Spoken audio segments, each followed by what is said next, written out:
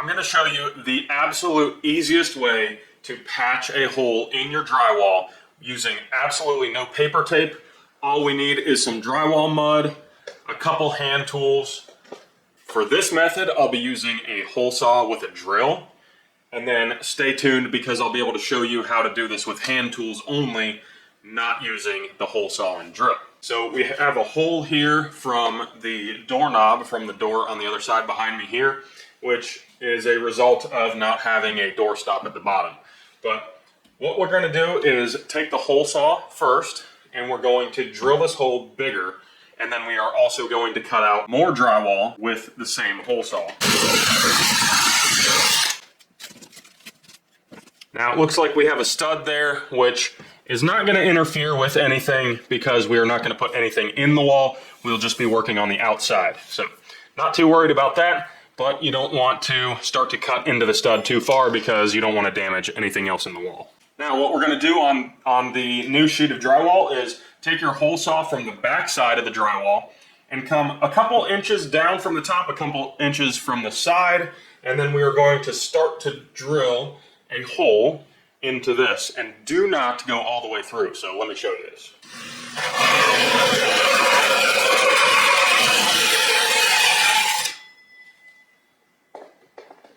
So that's really only about halfway through into this piece of drywall.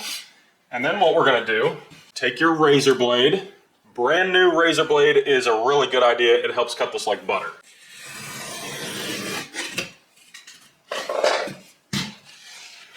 Break it like that. All right, so we've got our circle in the middle here. I'll do another score right here.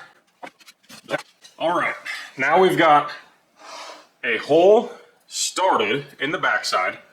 The front of the paper is unharmed. That's what's gonna go right over this.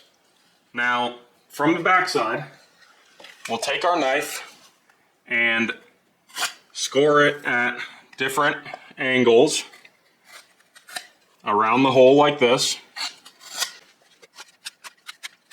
Now what we can do is start to break this drywall like this, and do not rip the front of your paper. So just break it like that, and then start to peel off this drywall, leaving that paper.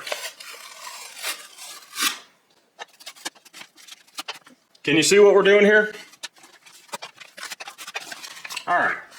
That paper started to rip a little bit at the top, but it's mostly intact.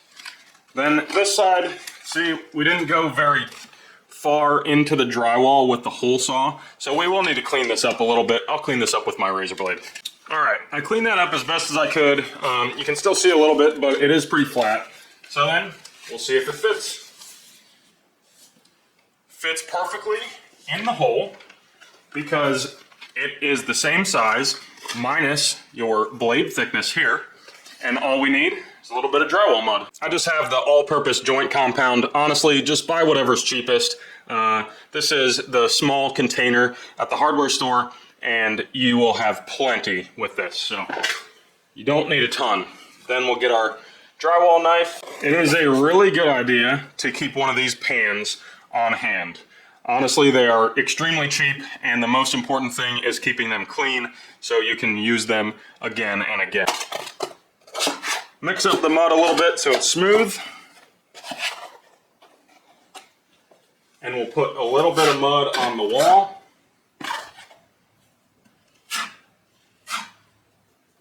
Now make sure you get a little bit of mud in the hole on the top and the bottom and kind of all around the sides, so the mud can stick to your circle here and then also all over the paper.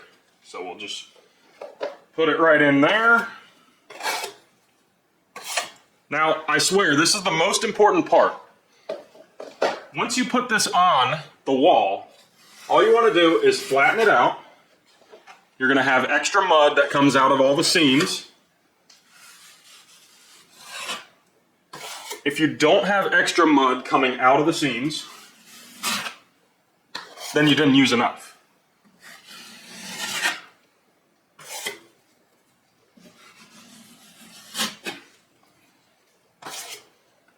Now all we're gonna do is let this dry. The most important thing here is that there are no drywall cracks or bubbles. If you go and try to let a skim coat of mud on top of this, or you try to fill it all in to make it smooth right now, you're just gonna ruin all that work you just did, and it's gonna be a disaster. Trust me, just let it dry. We'll come back to this once it's dry, come back the next day or 4 hours or something like that. All right, if you don't have a hole saw like this, you can use a drywall knife that looks like this. I'll have this linked down below. These are super cheap, super easy to use, and all we're gonna do is replicate the process, but making a square instead of a circle. Let me show you how it's done. All right, we've got the exact same issue right here. All I'm gonna do is cut everything out with my drywall knife. Kind of a chunk out of the back here, so I'm actually gonna take it further this way, because we wanna get into some good drywall that's not broken already.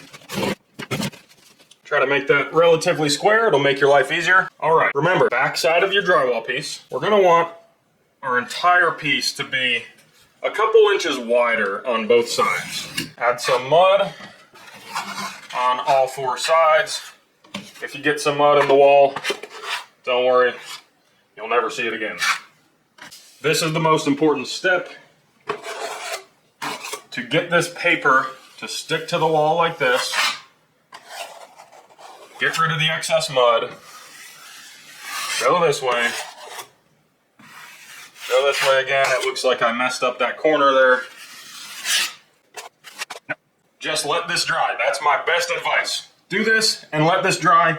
You're gonna have a great drywall patch. All right, it's actually been a couple days. You don't need to wait that long. I just didn't have time to deal with this. Next step is going to be lightly sanding any mud that might not have been perfectly flat when you put it on the first time.